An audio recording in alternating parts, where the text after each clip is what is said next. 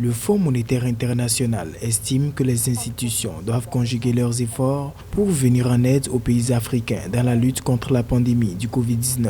En effet, le continent fait face à un déficit de financement prévu de 345 milliards de dollars jusqu'en 2023 et les États avaient dépensé 2,5% supplémentaires du produit intérieur brut en moyenne pour aider les populations. La pandémie ne se terminera nulle part tant qu'elle ne sera pas terminée partout.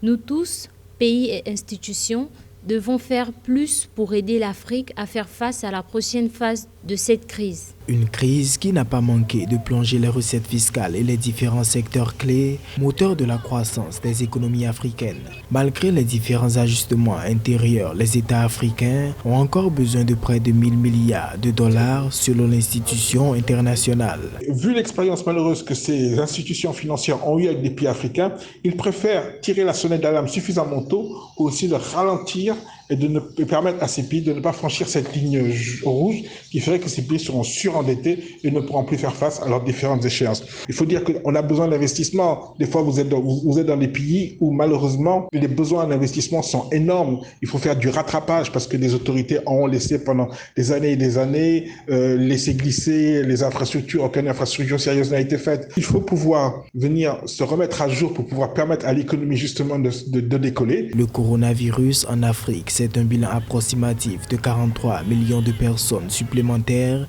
exposées à la pauvreté, limitation des prêts privés, chute des prix des produits de base et bien d'autres. Le FMI préconise une augmentation de la capacité de prêts concessionnels et des mesures visant à renforcer l'architecture de restructuration de la dette africaine.